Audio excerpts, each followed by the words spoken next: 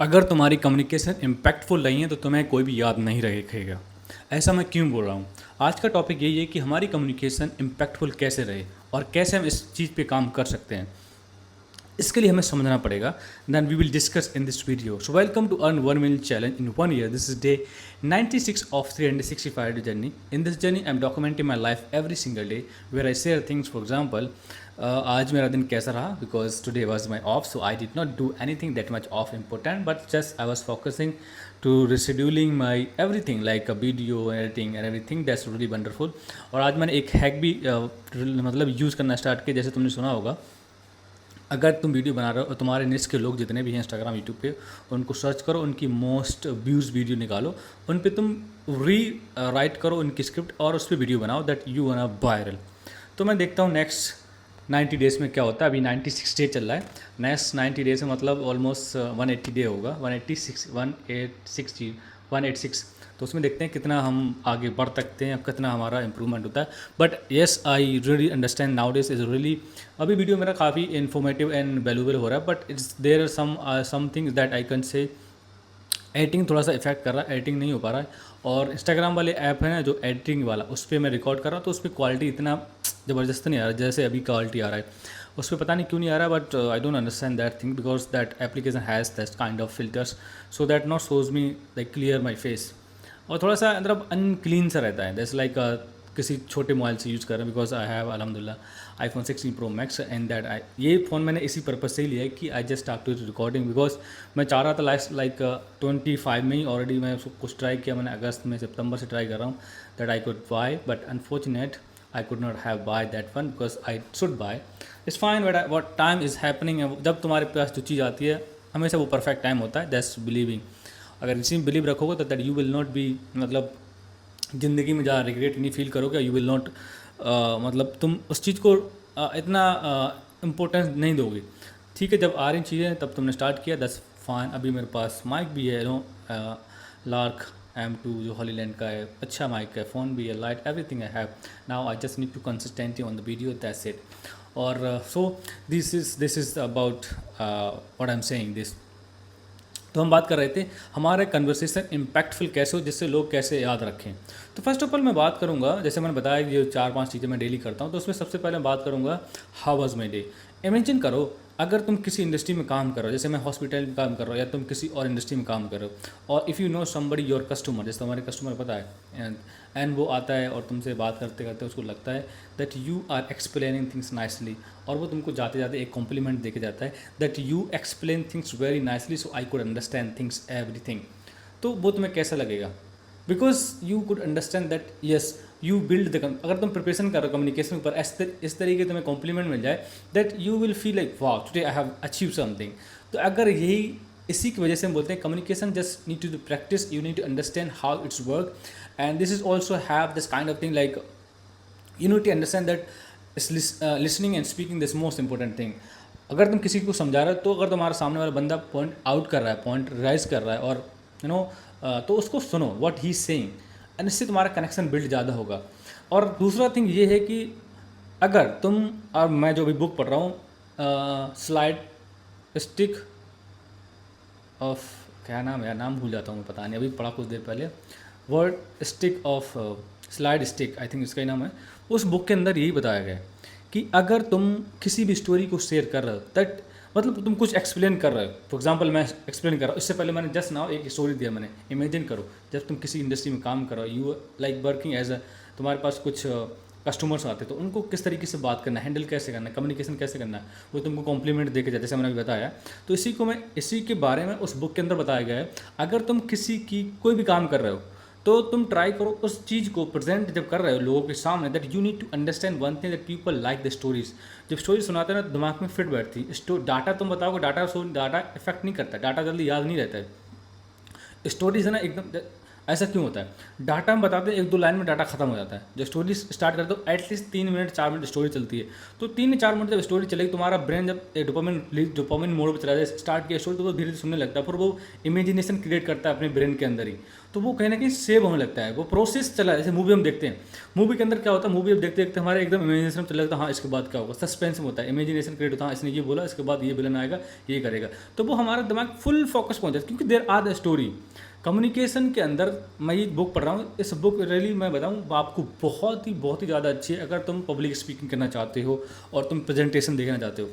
तुम्हें अगर स्टोरी बनाना आता है अकॉर्डिंग टू योर नेस और अकॉर्डिंग टू योर प्रेजेंटेशन, तो तुम्हारी प्रेजेंटेशन ऐसी होगी शायद जो लोग सुनना है वो कभी भूलेंगे नहीं। That's I am guarantee you. जैसे मैं स्टोरी कभी कभी बात करता हूँ, मैं ट्राई करता हूँ हमेशा हर एक पॉइंट को एक स्टोरी से जोड़ने के लिए। अगर स्टोरी से नहीं जोड़ूंगा तो मैं समझ में जल्दी नहीं आएगा, और शायद मैं पॉइंट टू पॉइंट रखूँगा तो मैं भी जल्दी से एक्सप्लेन ना कर पाऊँ। जिस तरीके तुम अभी देखोगे स्टार्टिंग टू अभी तक मैंने 2 या 3 स्टोरी ऑलरेडी यूज़ कर रखी। इससे क्या हुआ, तुम्हारे जो मैंने बोला तुम्हारे ऑलमोस्ट 50% तुम्हारे दिमाग में भरा हुआ है बिकॉज ऑफ द स्टोरी मैंने ऐड किया कि एक गेस्ट आया, उसको इमेजिन करो, उस तरीके से काम करेगा कम्युनिकेशन। तो अगर तुम कुछ भी anything you are presenting to somebody that you need to understand, give the story base, और कोशिश करो 2-3 स्टोरी अपने पास रखो, जिससे एक पर्सनल अपने इंटरेस्ट के लिए, अपने लाइफ के लिए, अपना कोई फ्रेंड है उसका सिनेरियो, 2-3 स्टोरी रेडी रखो। तो जब किसी से कनेक्शन करना, किसी से बात करना और किसी को प्रेजेंट करना, तो वो स्टोरी उसके ऐड करो according to situation, according topic, तो तुम्हें कहीं ना कहीं वो जो तुम्हारा प्रेजेंटेशन है और वैल्यूएबल और अंडरस्टैंडेबल लगेगा। तो यही मतलब है, अगर बुक पढ़ रहे हो तो बुक पढ़ना चाहिए, मुझे ऐसा लगता है। अभी कुछ दिन पहले मैंने थोड़ा सा बीच में गिव अप कर दिया था, बुक नहीं पढ़ पा रहा था। गिव नहीं इन द सेंस कि मैं थोड़ा सा टाइमिंग चीज़ों में फंसा हुआ था, तो मैं कभी भूल जाता, टाल मटोल करता था, जिसको कहते हैं प्रोक्रेस्टिनेशन, तो वो उस वजह से मैं नहीं पढ़ पा रहा था। अभी I am come back to again on the track, so I am really understand the why it's book is important to learning anything. और आज एक पॉडकास्ट था, जो उनका नाम मुझे खैर नहीं आता, राजसामानी चैनल पर, जो उनका खुद का वो यूपीएससी को बच्चों को पढ़ाते हैं, वो बोल रहे थे he is made one of the book video. मैंने पॉडकास्ट नहीं देखा, उसको क्लिप देखी है। नहीं सेइंग अगर तुम्हारे पास कुछ भी कन्फ्यूज़न है, कुछ भी anything, that confusion can solve only book. जो तुम्हें अच्छे से समझा सकती है ना, वो बुक ही है। तो तुम्हारे टॉपिक जिस तरीके से तुम्हारी कन्फ्यूज़न है, go and search on the Google और somewhere else, you can prefer जो भी तुम्हारा हो, उस टॉपिक को सर्च करो। इसके रिलेटेड मुझे एक बुक चाहिए, टॉप 5, टॉप मतलब नंबर 1 हो, और टॉप 5 भी पूछ लो तो कोई प्रॉब्लम नहीं है। तो जब तुम्हारे अंदर जो बुक तुम जो शो करे स्क्रीन, उसको जब तुम पढ़ोगे, then you understand what is the meaning of this. मैं ऐसा क्यों बोल रहा हूँ, ये ट्रू है। जो इंसान बुक पढ़ने लगता है ना, मैं सोचता हूँ पता क्या है, आज सच बताऊँ तो, कि मैं 2 या 3 या 4 घंटे डेली बुक पढ़ूँ। This is my aim actually. कुछ भी हो, जमाना इधर से उधर हो, आई डोंट केयर, बट मैं जैसे 3 से 4 घंटे अगर बुक पढ़ना स्टार्ट कर दिया, इंशाल्लाह if I get time to continuously reading whole my life, 3-4 घंटे बुक पढ़ना डेली, कैन यू इमेजिन दिमाग में क्या भरेगा, भूसा नहीं रहेगा। That something is most like everything you will know. तो ये ज़रूरी है कि तुम अंडरस्टैंड बुक पढ़ना एज, और ज़्यादातर कोशिश करो फिक्सन मत पढ़ो, सेल्फ हेल्प बुक पढ़ो, जिससे तुम्हारे अंदर क्रिएटिविटी, तुम्हारे अंदर नॉलेज आए।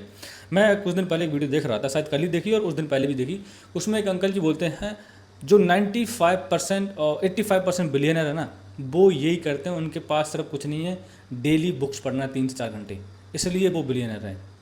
और वो जो फिक्शन बुक नहीं पढ़ते, they read only about self help book, and they those book is helping to think about how the system work, how the goal achieve, how our brain work. तो book कैसे help करती हैं। ये होगा हमारा book के बारे में, जो हमारा कनेक्शन टॉपिक था, इम्पैक्टफुल कन्वर्सेशन और स्पीच देना वगैरह। अगर हम बात करें जियो पॉलिटिक्स करंट अफेयर की, उसके अंदर भी मोस्टली यही चीज़ें यूज होती हैं। जो जियो पॉलिटिक्स वाले बंदे होते हैं, वो already they are master in the field, that's why they are in the geopolitics. Geopolitics मतलब का हर एक कंट्री के बड़े बड़े जो सिस्टम होते हैं, बड़े बड़े चीज़ों के बारे में डिस्कशन करना, फॉरेन मिनिस्टर होते हैं, तो वो they are master in that. और नहीं भी मास्टर हैं तो उनके साथ IAS जो BSc करे कैबिनेट मंत्री बन जाते हैं, उनके साथ रहते हैं PA बन के, तो वो बताते रहते हैं सर यहाँ पे ऐसे ऐसे, so they are become like quote at that.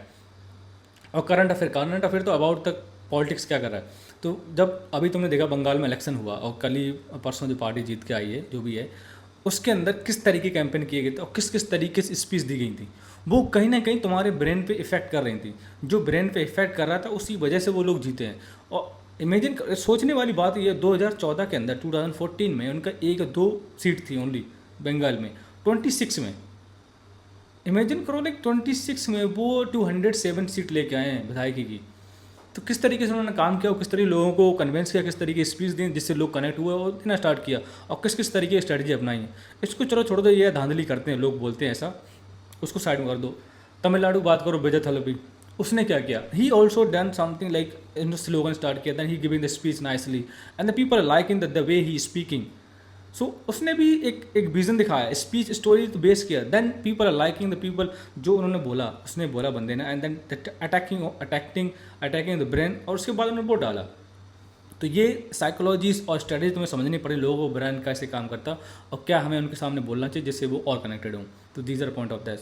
और let's come on the point, क्या रह गया, और मेरा डे हो गया जब मैंने स्टोरी बताया था, बुक का हो गया, पॉडकास्ट को जो बताया मैंने, और करंट अफेयर जी। हाँ, एआई भी अभी आजकल पर्सनल बिल्डिंग बहुत कर रही है। पर्सनल बिल्डिंग कैसे कर सकते हैं? फॉर एग्जांपल तुम कोई वीडियो बनाते हो, जैसे मैं वीडियो बना रहा हूँ ये वाला, तो मैं चाहूँगा इसके अंदर से कुछ 2-3 क्लिप उठाऊँ और उसके एआई के अंदर डालूँ और इसको बोलूँ इस तरीके की जो मेरा परफॉर्मेंस है इस पर और एडिटिंग करके एक और वीडियो रेडी करूँ। तो 2-3 वीडियो रेडी, जैसे मैंने 4 टॉपिक लिए इसमें, पॉलिटिक्स, जियो politics, current affair, AI, book, podcast और हाउ वाज माई डे, जो चैलेंजेस फेस किए, उसके ऊपर 3-4 वीडियो बनाया और 4 वीडियो डाल दिए मैंने दूसरी दूसरी जगह पे।